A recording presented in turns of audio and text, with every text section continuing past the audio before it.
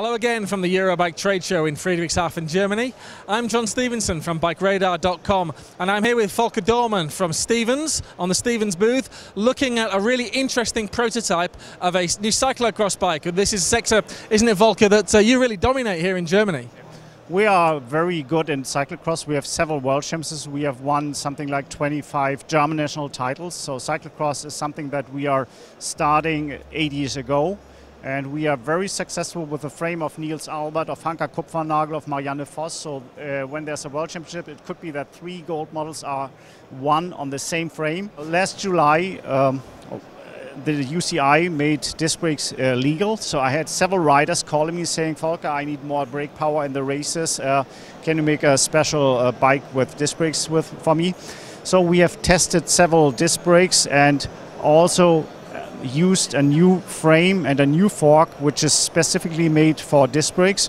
This is the big front fork. We see the integrated cable channel, so it is really nicely matching the fork shape.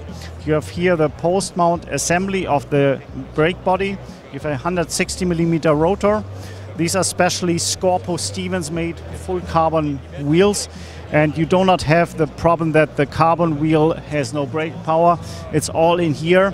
And you see the mud clearance, which was always a problem with cyclocross brakes.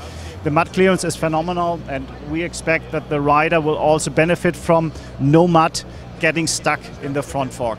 So far, the cable-activated disc that you see here is the thing that we can sell, but I expect that in the next years we will have a combination of Shimano Di2 drivetrains and hydraulic disc brakes, which could also be a good way for the road bikes, not only for cyclocross. Okay, here you see the top tube where the brake cable enters the top tube, and you do not see the brake cable at all. It is completely hidden and it's invisible. And here the brake cable pops up again. It comes out of the seat stay, going into the rear brake, and the same is happening on the right chainstay. The Di2 cable, which is a very tiny cable by the way, is exiting the frame directly in front of the rear derailleur, and you have a very clean design with completely internal cables. Here you see a little sign. It's Stevens is the bike best ever had. Niels Albert and Sanne Kant, the Belgian top riders, they said this to me because they tried many other brands and they are very satisfied with the Stevens quality.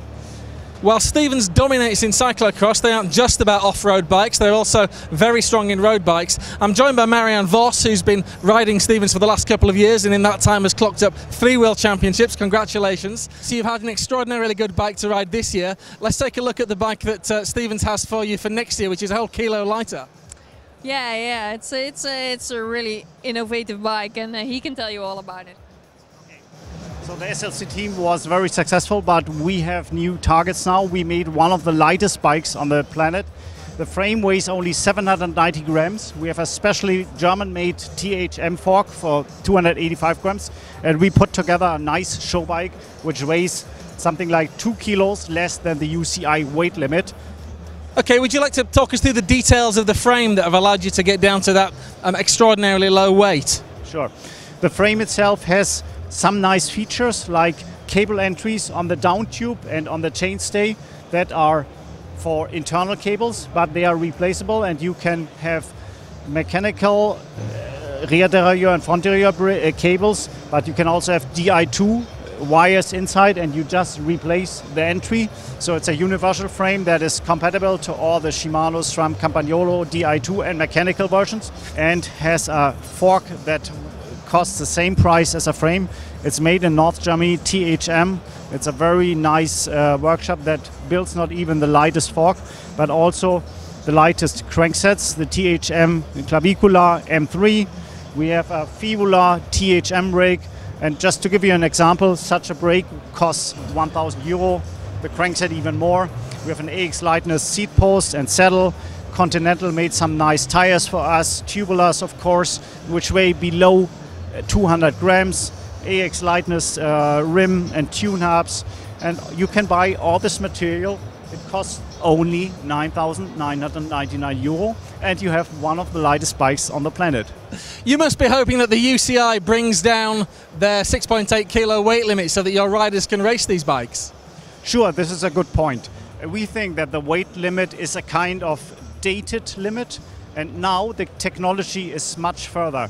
When you look at our bikes, this is all mass production products. It's not something specially made.